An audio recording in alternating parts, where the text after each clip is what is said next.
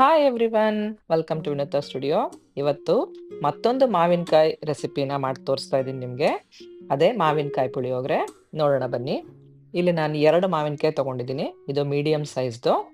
ಇದನ್ನ ಚೆನ್ನಾಗಿ ತೊಳ್ಕೊಂಡು, ಒರೆಸ್ಕೊಂಡು, ಸಿಪ್ಪೆ ತೆಗೆದಿಟ್ಕೊಂಡು ಸಣ್ಣ ಸಣ್ಣಕ್ಕೆ ಹೆಚ್ಚಿಟ್ಕೊಳ್ತಾ ಇದ್ದೀನಿ. ಬೇಕಾದ್ರೆ ನೀವು ತುರ್ಕೋಬೋದು ಕೂಡ, ಬಟ್ ಮಿಕ್ಸಿಗೆ ಹಾಕೋದ್ರಿಂದ ಯಾವ ಥರ ಆದರೂ ಪರವಾಗಿಲ್ಲ. ನಾನು ಚಿಕ್ಕ ಚಿಕ್ಕದಾಗಿ ಹೆಚ್ಕೊಂಡು ಮಿಕ್ಸಿ ಮಾಡ್ಕೊಂಡು ಇಟ್ಕೊಳ್ತಾ ಇದ್ದೀನಿ. ಈಗ ಪುಡಿಗೆ ಬೇಕಾಗುವಂಥ ಮಸಾಲೆನ ಹುರ್ಕೊಳ್ತಾ ಇದ್ದೀನಿ. 1 ಟೇಬಲ್ ಸ್ಪೂನ್ ಅಷ್ಟು ಎಣ್ಣೆ ಹಾಕ್ಕೊಂಡು, ಎಣ್ಣೆ ಕಾದ್ಮೇಲೆ 1 ಟೀ ಸ್ಪೂನ್ ಮೆಂತ್ಯ, 2 ಟೀ ಸ್ಪೂನು ಜೀರಿಗೆ, ಇದನ್ನ ಸ್ವಲ್ಪ ಕೈ ಆಡ್ಕೊಳ್ತಾ ಇದ್ದೀನಿ. ಇದಾದ್ಮೇಲೆ ಒಂದು 4 ಟೀ ಸ್ಪೂನ್ ಅಷ್ಟು ನಾವು ಧನಿಯಾ ಹಾಕ್ಕೊಳ್ತಾ ಇದ್ದೀನಿ. ಧನಿಯಾನು ಕೂಡ ಚೆನ್ನಾಗಿ ಹುರ್ಕೋಬೇಕು. ನನ್ನ ಚಾನಲ್ನಲ್ಲಿ ಪುಳಿಯೋಗರೆ ರೆಸಿಪಿ ಕೂಡ ಇದೆ, ಇದೇ ಥರ ಪುಡಿ ಹುರ್ಕೊಂಡು ಮಾಡುವಂಥದ್ದು. ನೀವು ಅದನ್ನು ಕೂಡ ನೋಡ್ಬೋದು.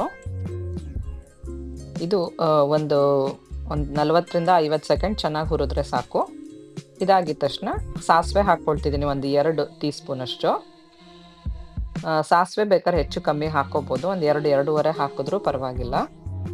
ಮೆಂತ್ಯ ಜಾಸ್ತಿ ಬೇಡ ಇದಕ್ಕೆ, ಯಾಕೆಂದರೆ ಕಹಿ ಬಂದ್ಬಿಡುತ್ತೆ.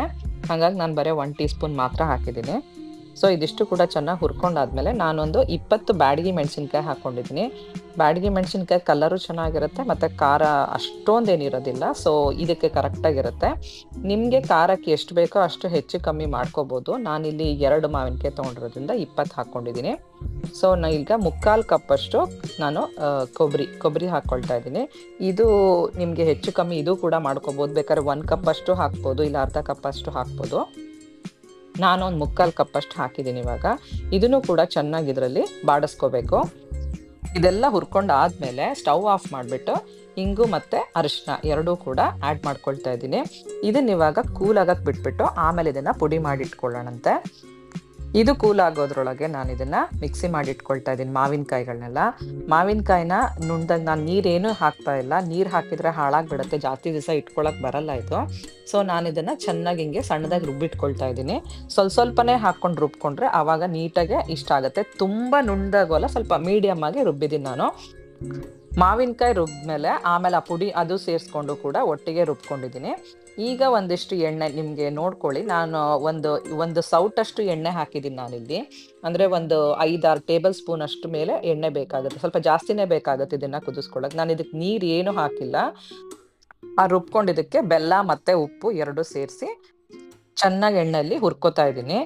ಇದು ಗೊಜ್ಜು ಕುದಿಸ್ಕೊಳ್ಳೋದು ಅಂತಲೂ ಹೇಳ್ತಾರೆ, ಆದರೆ ಇದು ಜಾಸ್ತಿ ನೀರಾಗಿಲ್ಲ. ಸೊ ಉಪ್ಪು ನಿಮ್ಮ ಅನುಕೂಲಕ್ಕೆ ನೋಡ್ಕೊಂಡು ಹಾಕ್ಕೊಳ್ಳಿ.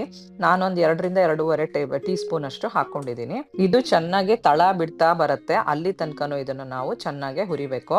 ಇದು ತುಂಬ ಡ್ರೈ ಅನ್ಸಿದ್ರೆ ಬೇಕಾದ್ರೆ ಇನ್ನೊಂದು ಸ್ವಲ್ಪ ಎಣ್ಣೆನ ಹಾಕ್ಕೋಬೋದು. ಸೊ ಎಣ್ಣೆ ಎಲ್ಲ ಸ್ವಲ್ಪ ಸೈಡಿಗೆ ಬಿಡ್ತಾ ಬರುತ್ತೆ, ಅದಾದರೆ ಆಯಿತು ಅಂತ. ಈಗಿದು ಆಗಿದೆ. ಇದೀಗ ನೀವು ನೋಡ್ಬೋದು ಎಲ್ಲ ತಳ ಬಿಟ್ಕೊಂಡಿದೆ ನೀಟಾಗಿ, ಎಲ್ಲೂ ಅಂಟ್ಕೊಂಡಿಲ್ಲ. ಇದನ್ನ ನಾವು ಒಂದು 6-7 ತಿಂಗಳು ನೀವು ಫ್ರಿಡ್ಜಲ್ಲಿ ಇಟ್ಕೊಂಡು ನೀವು ಯಾವಾಗ ಬೇಕಾದ್ರೆ ಅವಾಗ, ಈಗ ಪುಳಿಯೋಗರೆ ಗೊಜ್ಜನ್ನ ಹೇಗೆ ಕಲ್ಸ್ಕೊತೀರೋ ಅದೇ ಥರ ಇದನ್ನ ಈ ಗೊಜ್ಜು ಮಾಡಿಟ್ಕೊಂಡ್ರೆ ಈ ಥರ ನಾವು ಬೇಕಾದಾಗ ಒಗ್ಗರಣೆ ಹಾಕ್ಕೊಂಡು ಕಲ್ಸ್ಕೊಂಡು ತಿನ್ಬೋದು. ಈಗ ಅದಕ್ಕೆ ಹೆಂಗೆ ಹಾಕೋದು ಅಂತ ತೋರಿಸ್ತಾ ಇದ್ದೀನಿ. ಒಂದು ಬಾಣಲೆಯಲ್ಲಿ ನಾನು ಸ್ವಲ್ಪ ಎಣ್ಣೆ ಹಾಕ್ಕೊಂಡು ನಾನೊಂದು 2.5 ಕಪ್ಪಷ್ಟು ಅನ್ನ ಮಾಡ್ಕೊಂಡಿದ್ದೀನಿ. ಸೊ ಅಷ್ಟಕ್ಕೆ ಎಷ್ಟು ಮಾಡೋದು ಅಂತೇಳಿ ಅಂತ ಎಣ್ಣೆ, ಸಾಸಿವೆ ಮತ್ತು ಜೀರಿಗೆ ಬೇಕಾದ್ರೆ ಜೀರಿಗೆ, ಕಡಲೆಬೀಜ, ಕಡಲೆಬೇಳೆ, ಉದ್ದಿನಬೇಳೆ, ಅರಿಶಿನ ಇಷ್ಟು ಕೂಡ ಹಾಕಿ ಫ್ರೈ ಮಾಡ್ಕೋಬೇಕು ಚೆನ್ನಾಗೆ. ಇದಕ್ಕೆ ಸ್ವಲ್ಪ ಹಿಂಗೆ ಹಾಕ್ತಾ ಇದ್ದೀನಿ. ಆಮೇಲೆ ಕರ್ಬೇವಿನ ಸೊಪ್ಪು ಕೂಡ ಆ್ಯಡ್ ಮಾಡ್ಕೊಳ್ಬೇಕು. ಇದಿಷ್ಟು ಕೂಡ ನಾರ್ಮಲಾಗಿ ಮಾಡೋವಂಥ ಒಗ್ಗರಣೆ ಇದು. ಈವನ್ ಪುಳಿಯೋಗರೆಗೂ ಕೂಡ ನಾವು ಇಷ್ಟೇ ಮಾಡೋದು. ಕಡಲೆಬೀಜ, ಕಡಲೆಬೇಳೆ, ಉದ್ದಿನಬೇಳೆ ಎಲ್ಲ ಹೊಂಬಣ್ಣ ಬಂದ ಮೇಲೆ ನಾನು ಇದನ್ನು ಗೊಜ್ಜನ್ನ ಹಾಕ್ಕೊಳ್ತಾ ಇದ್ದೀನಿ. ನೀವು ಅನ್ನಕ್ಕೆ ಎಷ್ಟು ಬೇಕು ಅಂತ ಅನಿಸುತ್ತೋ ಅಷ್ಟು ಹಾಕ್ಕೋಬೇಕಾಗತ್ತೆ. ನೋಡಿಕೊಂಡು ಎಷ್ಟು ಬೇಕೋ ಅಷ್ಟು ಕಲಿಸ್ಕೋಬೇಕಾಗತ್ತೆ. ಸೊ ಇದಿವಾಗ ರೆಡಿ ಆಯಿತು ಗೊಜ್ಜು. ನಾನು ಸ್ಟವ್ ಆಫ್ ಮಾಡಿಬಿಟ್ಟಿದ್ದೀನಿ ಇವಾಗ. ಸೊ ಇವಾಗ ಅನ್ನ ಹಾಕಿ ಕಲಿಸ್ತಾ ಇದ್ದೀನಿ. ಸೊ ಅನ್ನ ಕೂಡ ಉದ್ರುದ್ರಾಗಿ ಮಾಡಿಕೊಂಡ್ರೆ ಚೆನ್ನಾಗಿರುತ್ತೆ ಪುಳಿಯೋಗರೆಗೆ. ನಾನು ಸಪ್ರೇಟಾಗಿ ಅನ್ನ ಇಟ್ಕೊಂಡಿದ್ದೆ ಉದ್ರಾಗುತ್ತೆ ಅಂತ. ಸೊ ತುಂಬ ಚೆನ್ನಾಗಾಗಿದೆ ಅದು. ಸೊ ಈಗ ಇದಕ್ಕೆ ಅಕಸ್ಮಾತಾಗಿ ಮಾಡಬೇಕಾದ್ರೆ ನಿಮ್ಗೆ ಏನಾದರೂ ಸಾಕಾಗಿಲ್ಲ ಅಂದರೆ ಮತ್ತೆ ಕಲಿಸ್ಕೋಬೋದು. ಈಗ ಮಾವಿನಕಾಯಿ ಪುಳಿಯೋಗರೆ ರೆಡಿ ಆಯಿತು. ಸೊ ನೀವು ಕೂಡ ಒಂದ್ಸತಿ ಮನೇಲಿ ಟ್ರೈ ಮಾಡಿ ಹೇಗೆ ಬಂತು ಅಂತ ತಿಳಿಸೋದನ್ನು ಮರಿಬೇಡಿ.